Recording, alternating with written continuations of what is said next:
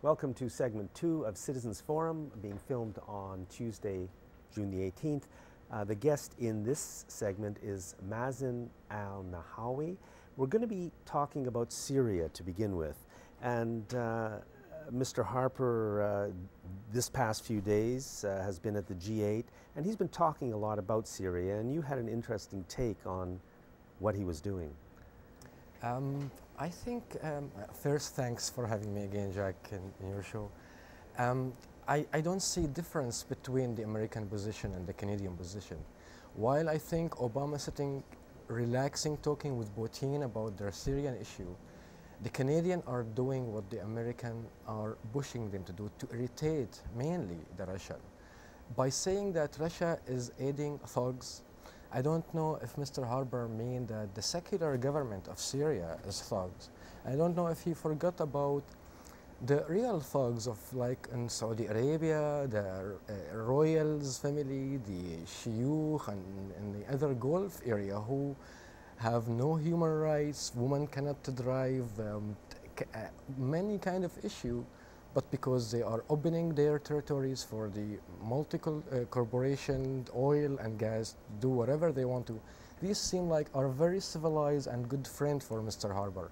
Meanwhile, a secular government in Syria, to be called thugs, it's just irritating to the Russian, to especially if you add to that when he said 7 and 1, isolating the Russian, doing what the American want to do, but they are unable to do in the face of the American. That's what Mr. Harper is doing in the G8, I think. Yeah, and it's interesting because when you say that, I think, yeah, that makes sense to me. It's definitely a possibility. And it's interesting that our media never would put forward an idea like that. I mean, just to put it into the minds of people that, yeah, here's Harper. Why is Canada leading the way in standing up against the government of Syria? You know, is Harper the great Democrat? I don't see it. It's not only the conservative. If we go back even to Christian era, I mean, once Christian told Clinton that if on the international stage Canada act and perform different than the US, they could help the US policy more than the CIA. I cannot imagine anyone would help the US more than their criminal institution, the CIA. But Christian think if we act on the international stage differently, that will be more helpful. And actually, that's exactly what's happening. They say they are not going to involve in the Iraqi war. They involved. Many wars been involved in. The Canadian people don't know about, like Libya. It was an act of war against Libya. What happened in Libya? We took the secular government, and there now we have the Islamists ruling there and sending Islamists to Syria to create the same issue in Syria. Now, when Libya was attacked, it's my understanding that a Canadian general was put in charge of the NATO bombing attack of Libya. Now, over the decades, we've heard a lot of bad things about the government of Libya. And I mean, I stopped believing anything I'm told by the media a long time ago, so I just don't know what's going on. But what was going on in Libya? You say it was a secular government. Can you explain what that means? Was Libya a prosperous country? And what is it like now in Libya after the NATO bombing? Comparison to now, for sure was a prosperous country. It was like in the Gulf area. People would love to go there and work for in the oil business. But I'm not saying that these corrupt state are a good state.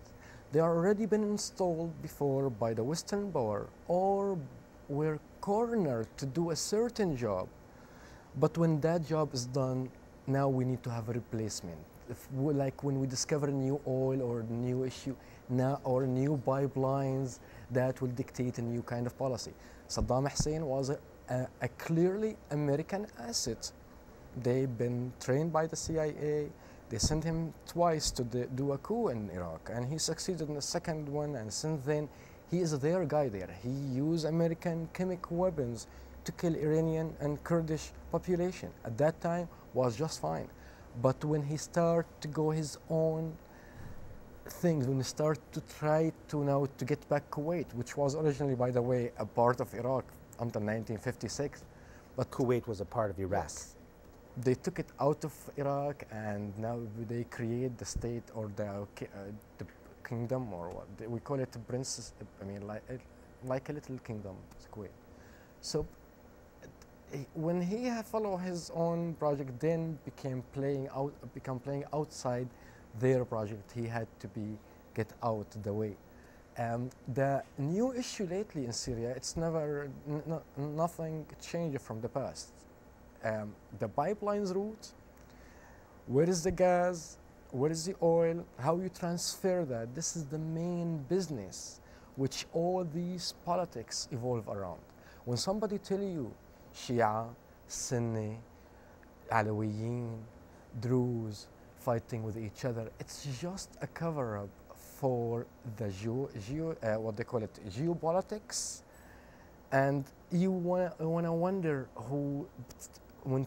when some expert push the talk about the sectarian issue and ignoring this issue, what their real expertise is about and what is their real goal. And because they are not talking about the elephant in the room, which is where is the who is benefiting from all that? What is the plan for corporation 2 or 3 years, which we are seeing now in implementation on the ground? Like there is a gas pipeline called NAPCO, supposed to break the Russian monopoly of the gas. Actually, Russia and Iran, by the way, the first and the second country in the world who own. Russia, I think, owns 60% of the gas in the world.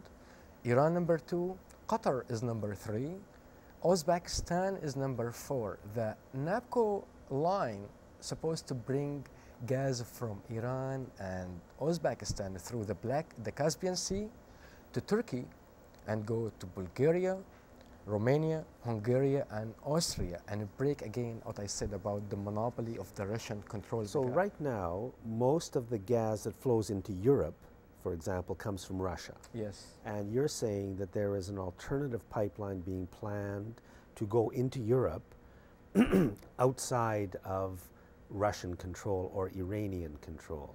Now, I think for most of us, we'll say, I've never heard about that, you know. And you're saying, I think, that that's the real reason for the disaster that's happening in Syria. Yes.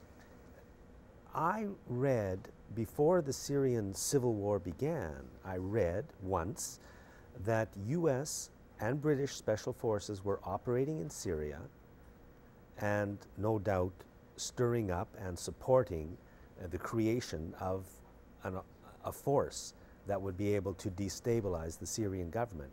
And now that's exactly where we are. 90,000 people have been killed. I'm sure hundreds of thousands have been injured.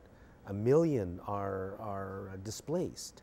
And you're saying the underlying reason for all of this is gas pipelines and corporate profit. Arranging the whole geography in the area to prepare the ground for pipelines. I mean, again, like when we're talking about Saudi Arabia, all their resource, and it's been exploited by the Western company without any objection, without like considering if the Saudis are benefiting really from these foreign company coming and taking their oil from their land. Well, the Saudi princes are certainly benefiting. Exactly. This is what these puppet states, governments are installed just to take care of these kind of businesses. I mean, but if you try to point out that there is a concern for Syria or Iran, then it's undemocratic state, and then we need to bring democracy to that state. Actually, you need to bring the influence of corporate, Western corporate to their land. I mean, but the attack against Syria, it's not really against Syria, it's against Russia. It's a door to Russia. It's the door to break Russia. First Syria, then Iran, and then Russia, and China, of course. I mean, the whole idea is about dominating the whole market, the whole resource, and bring them to the Western market. not allowing country to control their own resources. I mean, this is the whole idea behind all that. But what we see on the ground, it's one steady thing. These Islamists coming from, you don't believe it, even from a country like Belgium and France and Britain, sending conservative Islamists who want to build an Islamist state in Syria. So this is the only thing it's keep going from Turkey, from Lebanon, from Jordan. I am not really with this. I don't condone the Syrian government. It's a corrupt government, but I think that the Syrian people, especially the secular and the civil society in Syria, need to take back their institution, not by helping the agenda of the American, or British, or French, and by bringing these Islamists to the country and divide it to Sunni, Shia. So you're saying that the Western powers are sending religious fundamentalists into Syria and arming them and supporting them in order to fight against a secular, non-religious government, which is what Syria has. Exactly. And the reason for it is because the government of Syria is working with Russia on pipelines and natural gas, and the Western powers want to destroy that plan and put in place their own corporate plan so the money flows to the Western. They want to prepare the ground in Syria to have a government like in Iraq or Libya or anywhere, not necessarily be functioning properly, but the business of oil, gas should be going smoothly. This is the main concern. What we see in Iraq, it's complete disaster, but the only thing is prospering there and only thing working fine, it's the oil business. Meanwhile, bombs every day, by the way, in Iraq too. I mean, it's not a regular life you have in Iraq now. And that is a point that has got to be, we've really got to focus on that point, that while now the civilian population in Iraq again is caught up in these never-ending bombings and murder and death, the oil is flowing, and that's the important thing. And that's why the whole war took place, I guess. You have now Kurdish state in the north, Sunni state, Shiite state, kind of like a division based on these kind of division, religion division.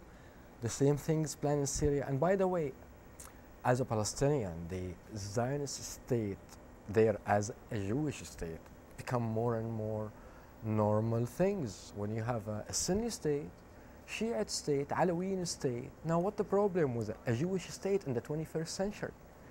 I don't think this is what the Canadians want to have for here in Canada or anywhere around the world. We want to push for something secular where people live equally regarding their background, they are first, the majority of what they call Shia, Sunni, Alawi, they are Arab. Their nationality is Arabic. They could be Jew, they could be Muslim, they could be Christian. These are religious issues. But that region was divided based on these divisions, creating an apartheid, Zionist apartheid in Palestine, expelling the Palestinian out to become a refugee surrounded. And by the way, Palestine was a Syrian province. It's a Syrian wound. We need to go back to 1916 when he read about Sykes-Picot. It's an agreement between the same post-colonial powers now doing the damage now, like France and England. They are continuing the same thing in the past. France and England had a plan to divide Syria to 4 pieces: Syria, Lebanon, Palestine, and Jordan. That in 1916, in collision with the Russian. At that time, Russia was the Tsar time. When Lenin or the Bolshevik Revolution in Russia took over in 1917, took them 3 years to find out, to go through the archive of the Russian government and then expose the secret agreement, which was mainly to divide what they used to be called the Ottoman will, or the Ottoman Empire, because they used to call it the Sick Man Empire. So Russia will have a big chunk of north of Turkey. France and England are going to kick out the Ottoman from the Arabian land and divided between themselves. And later in 1917, we had the Balfour Declaration to create a Jewish state in Palestine for the European Jews. Like you are telling the American Muslim, you can go to Mecca or Saudi Arabia and create a Muslim state for you because you belong there. I mean, when you say a secular state, what does that mean? Secular state, it means simply separation between church, mosque, synagogue, or any religious institution between state from the state. Okay. As a secular, I don't expect from my government use terminology or reference back to some who consider holy books, or but I consider as an obsolete books. I mean, the earth is not really flat or 6,000 years old, but now we nobody use these kind of information, but we still until now we use the biblical history to steal people land and expel them out of their land, because some land it was promised from some god, some group of people, like they are different than other. I mean, this mentality is still around me. And you're saying that secular states throughout the Middle East are being destroyed, and religious states are being put in their place by the Western government. We've only got a minute and a half left. What is now happening in Libya? Because there's a complete news blackout since the short war that. Unfortunately, I live also here. I have no idea also what happening, but it's similar. I mean, what it's going to have the future of Iraq until become. Is it peaceful in Libya now? No way. It's all. I mean, first of all, who is in control? Mainly Islamist group. Fighting also beneath each other, I think. So it was a peaceful state prior to this. Yeah, a secular state, a prosperous state. Yes. Now there's dismantled state. Now it's race. I mean, racism between African Arab and non-African Arab. Based on the look, people are harassed. Based on religion background, harassed. But the business of oil there, I'm sure it's okay. Thanks very much, Mazin, for doing this. I've learned a lot from this couple of interviews with Mazin, and it makes me think that if we don't know history, we are going to repeat it. And I think we're seeing that happening in the Middle East right now. We can't believe the stories we're being told. I don't know what the truth is, but it's certainly not what the media is telling us. Thank you very much for watching this segment of Citizens Forum. Welcome to segment 3 of Citizens Forum, being filmed in the Memorial Arena on Tuesday, June the 18th. The guest in this segment is Christina Nikolic. I hope I'm pronouncing that right, yeah? Perfect. I ran into Christina a few weeks ago at the March Against Monsanto, and Christina's kind of in the business of the organic world. And I think we're going to start off talking about GMOs, I call them genetically contaminated foods, and why we don't need them, and why organic is the way to go, which I hope is true. It is true. It is so true, yeah. Yeah, that was a good rally at the march there, and I heard a bunch of the speakers, and I heard your guest last week on this show, who said a lot of very sensible things about GMOs, and it needn't be even an issue. And my job, I think, in the world is to get people excited about how nature works, excited about dirt, excited about how there is a natural system of abundance, that if we can only work with it instead of fighting it, we wouldn't have any problems with feeding the population and being prosperous and happy and wealthy. So what is the natural way, and how can we work with it? Well, it's really fascinating. Think of a cheesecake, a chocolate cheesecake. You like chocolate cheesecake? I stopped eating cheese a while ago, oh, okay. but well, yes, you can have a chocolate tofu in my cake, memory, I love chocolate cheesecake. Yeah, no, there's a natural system that brings all the food on our table, the proteins and the carbohydrates and the minerals and the vitamins and the fats and everything. And the wonderful thing is that plants can make sugars. So the chocolate in your cheesecake is courtesy of the plants who grab the carbon dioxide from the air, turn it into sugars with the help of the sun's light, and make carbohydrates. Now, that's just half of what's on our plate. And the other half of what's on our plate is the proteins. And plants cannot make proteins the way they make sugars. They can't grab something from the air and turn it into proteins. But what they do is they work together with bacteria. And there's bacteria that grab the nitrogen from the air, convert it inside in a stable building block that is the first stage of a protein, and then trade that with the plant. And then the plant gives them the sugars, the bacteria gives the plant the proteins. And so they have a relationship going on that is cooperative rather than competitive. And courtesy to this relationship that has been going on for eons is that we have carbs and proteins on our plates and have the food that feeds us and the world. And those happen to be the things we need in order to survive. Yeah, and most animals too. And so I was just absolutely fascinated when I first learned that the fundamental relationships in nature that keeps the world going are cooperative in nature and not competitive. Now you're trained as a landscape designer? That's right, yeah. Where did you get your training? I received my initial training in Germany. I trained as a landscape gardener, then to landscape architecture. And believe it or not, organic or ecological aspects weren't even on the screen. That was about 18, 20 years ago. And ecology wasn't elective. I didn't have to take it. So I thought I knew everything, right? Training in Germany, landscape architecture, was feeling pretty good. And then I started doing designs, and I guess I designed some pretty nice gardens, but I had no clue about how to keep them alive without constantly being on life support from synthetic fertilizers, perhaps pesticides even, who else? And then I came to Victoria some 12 years ago.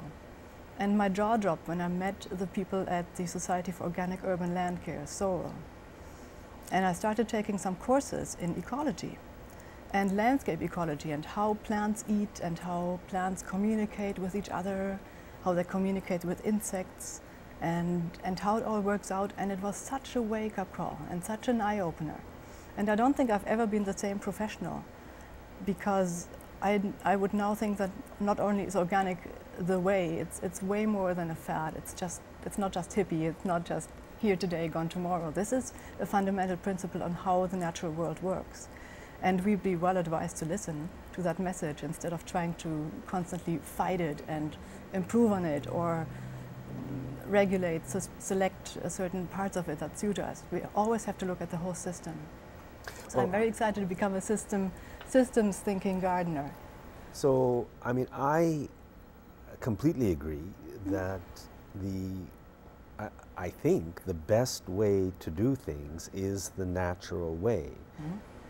Here in Canada, our food system has, I think, to some extent we can say, been turned into a disaster area, mm-hmm. because it's run by large corporations, mm-hmm. who really care nothing for food or health or anything else. All they care about is making a profit. So we're on the road to disaster, and here you are saying that there's another road, mm-hmm. and many other people believe exactly the same thing. How do we push and promote that road and make this happen more? We just tell everybody that we meet, get them excited about the dirt under their fingernails, and most people love it. When they hear about it, they almost, it's like a conversion. They recant. They would probably feel a bit guilty about what they've been doing. I believe that most farmers, most food producers aren't intent on destruction. It's just a current economic model that seems to force them so. However, once you look into how it really works, it's a very joyful message.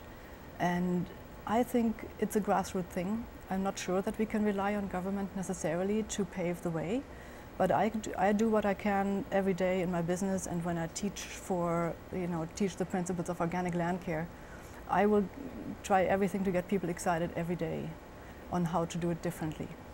And it's not a new idea. We were basically organic all the way up until the 19th century, when industrial farming methods and when synthetic fertilizers came into being. And we can move past that again and return. It's not that we're on a course that is set. We can change our ways every day, any day. So my job is to get homeowners and small-scale gardeners and local farmers excited and interested. And I'm in contact with people all across Canada, and I teach for an organization who has satellite campuses and teachers all across Canada. So it's rolling. It's going to get bigger. So you wanted to talk about nature's systems of continually increasing abundance. That sounds interesting. Go ahead. Yeah, it's the solution really, because that thing about carbon and nitrogen being captured by plants and bacteria respectively and turned into carbohydrates and proteins and food supply, that is going on all the time. And as long as we take care of what I call the 3 M's, the moisture, the microbes, and the mulch, or you could say organic matter, this system, this cycle of life will continue and continually increase in productivity. There's other relationships too. There's relationships of plants with fungi. And when I say the 3 M's, as opposed to what's usually in a bag of synthetic fertilizer, which is NPK, nitrogen, phosphorus, potassium, the fungi help the plants eat that second one of those really important nutrients, the phosphorus. So here's bacteria giving the plants nitrogen, fungi giving the plants phosphorus. You see where this is going, right? There's natural systems that keep plants well fed. Well, they sure don't need us. No, not really. And when we came, everything was great. Yeah, well. Since then, we've been, I'm talking about Europeans coming to North America. I mean. Yeah, there were a few detours, such as plowing the grasslands and overgrazing and such. But like I said, we can always change course and come back to what works. And the fabulous thing is that, I lost my train of thought. Okay, doesn't matter. The fabulous thing is that? Fabulous thing is that as long as we keep the gardens and farms, as long as we try to emulate nature, nature's job in the world being to keep the earth covered and to feed everyone on the earth. As long as we keep these goals in mind and practice the same ideas, we can just keep creating abundance in perpetuity. Feeding means we want to mulch the ground, we want to supply moisture, and if we're lacking microbes, the 3rd M, we can bring them in with good compost, with compost tea, with certain microbial products that are on the market, even though they're not very well known. But that's really the only 3 things we have to do. Keep everybody fed and watered, and keep them in place under the nice layer of mulch, and then leave them the heck alone. And then start to look at nature and what systems she or he creates plantings. In nature there's rarely a big field of one single crop, but there would be a community of plants. There would be a ground cover layer or something, there would be a shrubby layer, there would be trees over top as an understory, and there would be big overstory trees. So if we can perhaps shift agriculture into something like more of a, in permaculture they do food forests that are well suited for hot climates. In our climate we would be better off doing semi-permanent and permanent food plants together in a community. And so imitate an ecosystem and go in and harvest on a small scale very intensively and locally. It is the exact opposite of that highly specified, specialized industrial scale agriculture, big machines, acreage and acreage of the same crop. It has to fail. Nature doesn't work that way. So here we are on southern Vancouver Island, a population of 300,000 and maybe 330,000 in Victoria. Some very fertile land around us. Can we grow, the food to feed ourselves and have people make a good living doing it, and protect and improve the land? Okay, do all of that. Oh no, triple bottom line, I'm totally into it. I think we can do at least a lot better than we're doing currently. There is numbers around that I'm not sure that I can know where to look them up, but there's we produce 5% of what we eat on the island, and it used to be 50%, and it could be maybe 75%. It would mean a different way of using the land. It would probably be the end of the single family sprawl, and it would most certainly mean that we have to change our habits. Not only eat locally, but also eat seasonally. When I grew up, oranges and mandarins were there for Christmas. We didn't eat oranges and mandarins year-round. People are now accustomed to have whatever they want at their fingertips at the nearest supermarket, and that won't stay the same, which might not be a bad thing, because once something ceases to be special, it's taken for granted and the quality will go down. If you only have oranges once a year, you're really challenged with orange. And there's plenty of food to eat. The First Nations who lived here know all about that. There's no doubt in my mind that we can be more or less self-sufficient even on the island if there's the will of the community and the will in the political spectrum. And at the same time, we could probably be doing a job of cleaning up the oceans, removing the fish farms, bringing back the wild salmon, which feeds the whole province. Yeah. Feeds natural systems too. Even if you don't eat fish, you would want to acknowledge that the fish supplies a lot of very, very vital nitrogen and phosphorus to the rainforest ecosystems. So, is there a market for this kind of thing? I mean, you have a business providing, I think you said, specialty organic fertilizers. That's right. And you do teaching as well. Yes.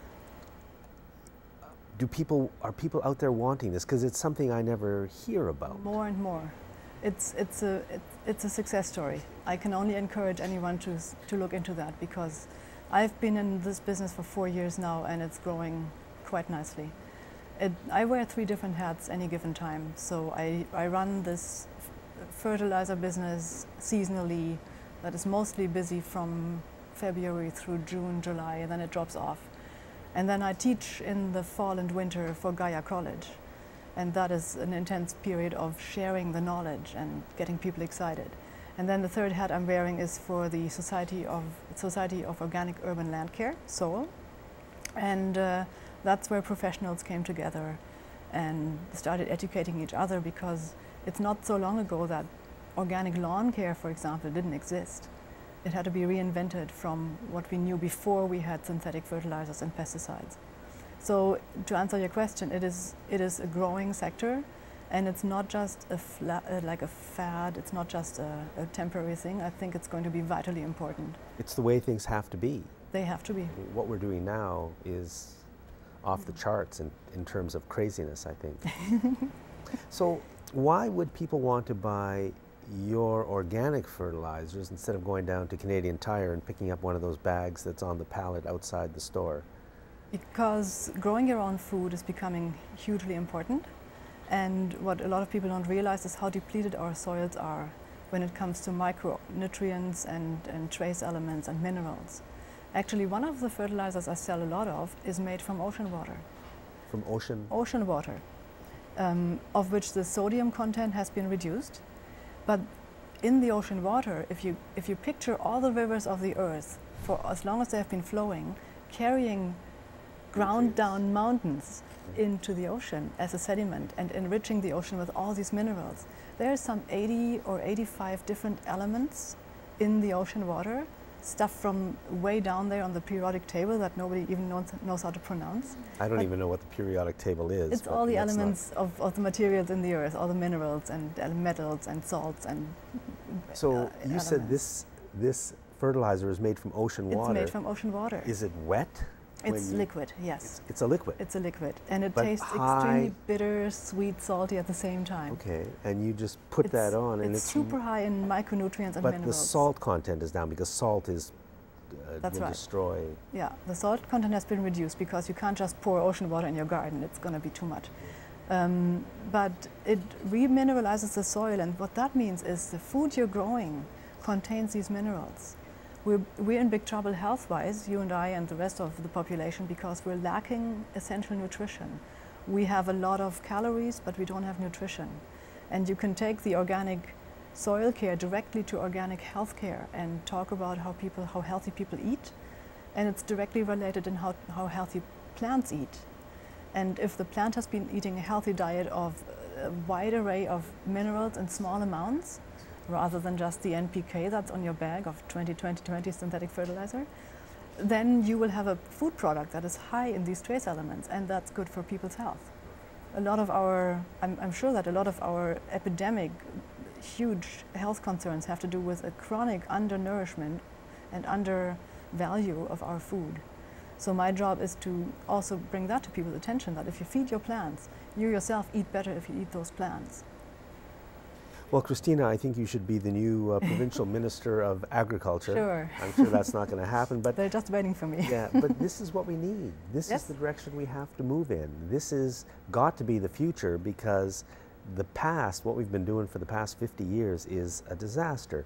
So, Christina, thank you very much You're for so being welcome. on the show. I think the ideas are great. Is there anything else you want to say about Seoul, Gaia College, or the Organic Gardener's Pantry? Well, Gaia College has interesting and fantastic courses coming up in the fall again. It's the Organic Master Gardener is the most popular one. We have an organic landscape design course, we have an organic food growing course, and we have a plant ID course. So it's a pretty rounded education in organic land care. Also, maybe if you want to go to the website for Seoul, Society of Organic Urban Land Care, and just check out your local organic landscaper. And yeah, consider visiting the pantry and doing some shopping. And I'll end with a political comment. I wish our local media would put a little more emphasis on this kind of stuff, all these positive and great things that we can be doing, and a little less emphasis on the crime and violence that they choose to feed us every day in the news. Thank you for watching Citizen Forum this week. Thank you, Christina Nikolic, and see you next week.